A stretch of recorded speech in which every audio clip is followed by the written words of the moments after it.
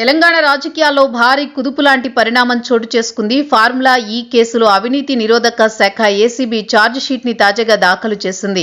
ఈ charge sheet లో పేర్కొన్న దాని ప్రకారం చూస్తే A1 గా బీఆర్ఎస్ వర్కింగ్ ప్రెసిడెంట్ మాజీ మంత్రి కేటీఆర్ పేరుని చేర్చారు. కేటీఆర్ తన తండ్రి కేసీఆర్ ప్రభుత్వంలో మున్సిపల్ శాఖ మంత్రిగా ఉన్నప్పుడు ఫార్ములా ఈ కార్ రేస్ కు సంబంధించి సరైన అనుమతులు లేకుండా విదేశీ సంస్థకు 55 కోట్లను అక్రమంగా మళ్లించారనే ఆరోపణలపై ఏసీబీ కేసు నమోదు చేసింది. ఇక ఫార్ములా ఈ రేసులో భారీ స్కామ్ జరిగిందన్న ఆరోపణల మీద గతంలో ఏసీబీ కేటీఆర్ ని పిలిచి విచారించింది. అలాగే అనేక మందిని కూడా ఇదే కేసులో విచారించింది. తాజాగా ఏసీబీ దాఖలు చేసిన ఛార్జ్ షీట్ లో A1 గా కేటీఆర్ నే పేర్కొనడం విశేషం. ఈ కేసుకు సంబంధించి చూస్తే 2023లో హైదరాబాద్ ఈ ప్రిక్స్ నిర్వహణ సమయంలో విధానపరమైన నిబంధనల ఉల్లంఘనలు జరిగాయని ఏసీబీ పేర్కొంది. అంతేకాదు అక్రమ ఆర్థిక బదిలీలకు సంబంధించిన అంశాలు ఈ కేసులో చాలా ఉన్నాయని స్పష్టం చేస్తోంది.